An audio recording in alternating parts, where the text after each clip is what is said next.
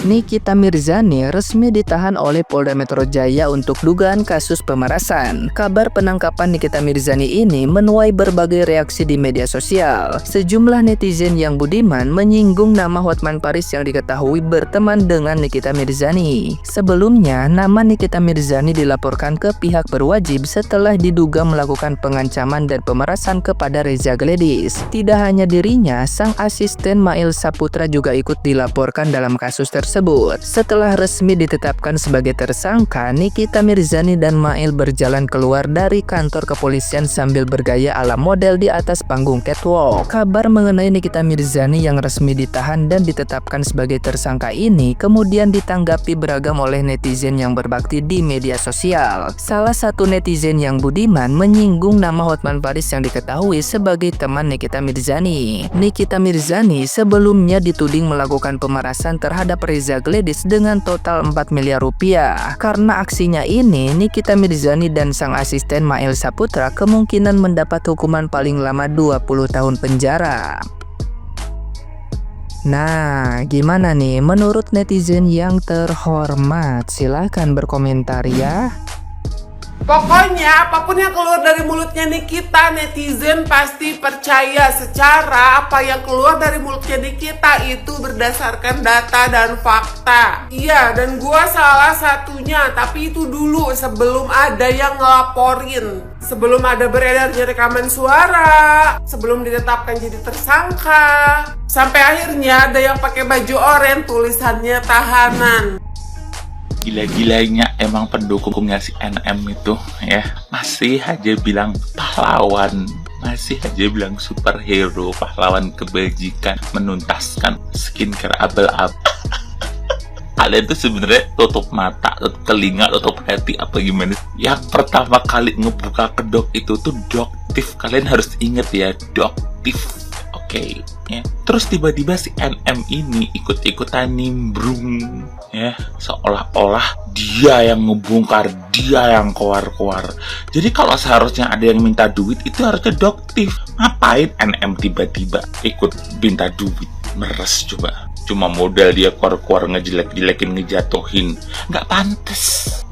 Udah ngejelek-jelekin, ngejatuhin usaha orang, ya, tiba-tiba minta duit biar diem tutup mulut. Kalau itu yang minta Doktif, oke lah, masih pantas ya kita pikir. Karena apa? Karena Doktif yang ngebuka dari awal itu tuh skincare overclaim, Doktif yang ngetes. NM apa tiba-tiba ikut nimbrung deketin Doktif, ya? Ini gue juga mikir nih, jangan-jangan si Doktif ini nggak tahu kalau NM itu terima duit, ya, sama si temennya siapa itu yang agak gendut itu, ya kan, yang suka keluar-keluar juga. Terus tiba-tiba pas kasus ini diem, jangan-jangan dia juga nggak tahu, dia udah ikut-ikutan keluar-keluar tapi dia nggak tahu kalau ada yang terima duit segitu banyak. Kan jadi kesian, jadi kesian, Bo. Aduh, fans-fansnya itu sebenarnya otaknya di mana sih? Kalian itu gimana? Jelas-jelas banget di situ suaranya, rekaman itu tuh bener-bener pemerasan, minta uang tutup mulut. Lo ngapain minta uang tutup mulutnya? Yang ngebongkar semuanya itu kan bukan lu coba ikut-ikutan nimbrung, ya. Terus ngejelek-jelekin, ngejatuhin, terus lo ikut-ikutan minta duit. Logikanya di mana? Terus sekarang giliran jadi tersangka dengan bukti-bukti yang akurat, ya, udah ditetapkan jadi tersangka, tiba-tiba para fans-fansnya bilang dia tuh pahlawan, dia tuh kalau emang dia pahlawan, harusnya pas minta duit itu dia juga ngomong ke kalian semuanya, bukannya diem-diem, bukannya di depan kalian dia seolah-olah jadi pahlawan masyarakat, seolah-olah memperjuangkan hak masyarakat, tapi di belakang dia minta duit, meres duit. Itu salah, bukan pahlawan, itu namanya sindikat. Kalian tuh kalau mikir pakai otak, jangan pakai jembot. Fakta permainan hukum bisa dilihat di mana-mana, tidak usah dibatasi masyarakat berpendapat. Oke. Semalam itu sudah resmi Nikita Mirzani dan Mail ditahan di Polda Metro Jaya atas laporannya Dr. Reza Gladys terkait pemerasan pasal 368. Sebenarnya begini, sebenarnya saya juga bingung ya. Saya juga tidak tahu dan belum tahu apa pendapat dari penyidik bahwasannya ditetapkan sebagai tersangka. Kemudian kalau alasan ditanya kita sama-sama paham karena statusnya sudah tersangka. Tapi kalau kita baca pasal 368 itu seharusnya kita tahu unsur-unsurnya apa saja yang menjadi alasan kalau orang melakukan pemerasan. Tapi kan kita kembalikan semua ke penyidik. Penyidik itu tidak mungkin tidak melihat, tidak mengklarifikasi, langsung aja menetapkan tersangka, gak mungkin. Penyidik juga pasti punya pendapat. Mereka itu sebelum menetapkan tersangka, mereka gelar, mereka rapatkan, kayak gitu teman-teman. Saya jelaskan dulu ini, jangan dulu kalian bilang saya berpihak sama Dr. Reza Gladys lagi atau siapapun atau ke penyidik. Tidak, penyidik itu tidak mungkin menetapkan kalau misalnya tidak ada hal yang jelas dan mereka tidak gelar perkara. Itu yang pertama. Persoalan kenapa cepat atau lambat saya udah jelaskan di videoku sebelumnya. Jadi teman-teman, semua saya bilang orang di sini sudah paham. Reza Gladys melapor karena dia merasa dilakukan pemerasan. Terus Nikita Mirzani tahu bahwasannya ada pengadilan, dia juga punya bahan untuk membela nanti. Penyidik juga, kepolisian tidak mungkin menetapkan tersangka kalau tidak jelas, dan alasan penahanannya tadi malam ditahan itu tidak mungkin kalau tidak jelas. Jadi semua orang paham. Itu yang teman-teman harus tahu. Lanjut daripada itu, saya juga udah dengar rekamannya Dr. Oki, rekamannya Mail, bahwasannya kalau you tidak mau Nikita Mirzani ribut apa bla bla bla bla, ya udah damai, ya udah kalian berikanlah ke Nikita Mirzani uang tutup mulut dan lain-lain. Banyak juga pertanyaan katanya begini, lah kalau memang dia tidak salah ngapain mau nyogok? Kalau dia tidak salah ngapain mau kasih duit?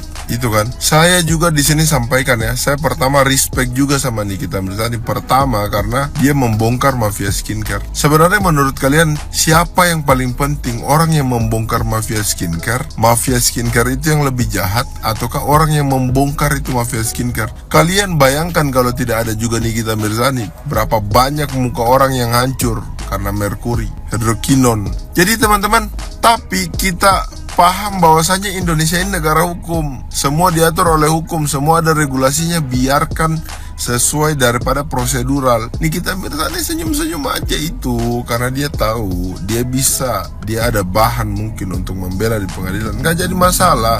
Saya di sini tidak ada ya, sekali lagi tidak ada di kubu siapapun. Kalaupun ada yang bilang Pak jadi ini bantu Nikita Mirzani jadi PNS, nggak jadi masalah juga. Silakan, boleh-boleh aja kita bantu. Jadi teman-teman nggak boleh bicara seperti ini. Ada permainan ini, permainan itu. Jangan. Pertama kita tahu dulu aturannya. Kalau kita sudah pahami aturannya, baru kita berpendapat, baru kita bicara. Intinya adalah pasal 368 itu kalau ada pemerasan, ada ancaman, ada paksaan, ada kekerasan. Tapi kita tidak tahu pendapat penyidik ya. Kita belum tahu apa alasannya menetapkan sebagai tersangka dan lain-lain. Mungkin dia merasa secara tidak langsung atau apa. Karena kan kita lihat juga bahwasanya jangan sampai dilakukan memang terbukti berdasarkan fakta-fakta yang dilihat secara tidak langsung atau apa yang bisa terjadi sehingga itu ditetapkan sebagai tersangka. Jadi teman-teman, kita serahkan semuanya, kita lihat nanti pengadilannya, kita lihat nanti fakta-fakta yang akan dibeberkan oleh Nikita Mirzani dan penasihat hukumnya dan pendampingnya. Jadi kayak gitu. Jangan tuduh-tuduh saya berpihak sama siapapun. Saya tidak berpihak. Saya cuma jelaskan kalian biar kalian lebih smart dalam menilai kasus. Thank you.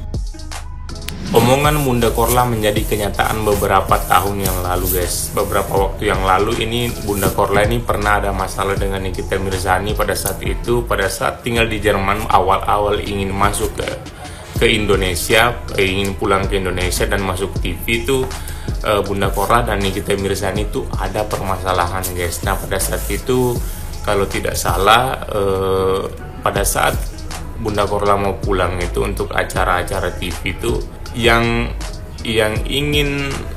dekat dengan Bunda Korla itu Nikita Mirzani.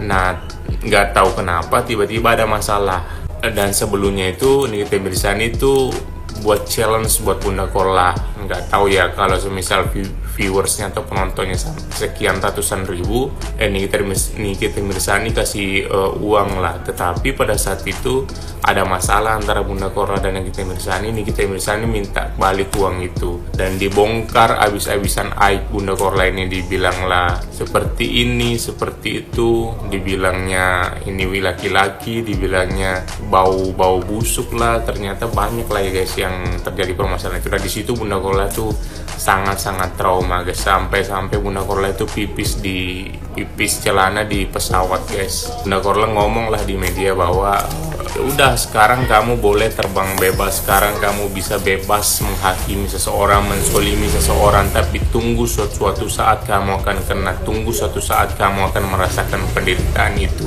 Karena Bunda Korla merasa dulu itu Nikita Mirzani selalu membongkar aibnya dan menghalang-halangi dia untuk mendapatkan rezeki di Indonesia. Nah seperti itu guys kasus Bunda Korla dan Nikita Mirzani, dan terbukti sekarang omongan Bunda Korla itu benar guys. Nikita Mirzani sekarang terus menjadi tersangka dan terancam hukuman penjara 20 tahun guys. Nah kalau menurut kalian, apakah sumpah Bunda Korla ini menjadi kenyataan dalam kasus Nikita Mirzani ini guys? Tulis pendapat kalian di kolom komentar guys.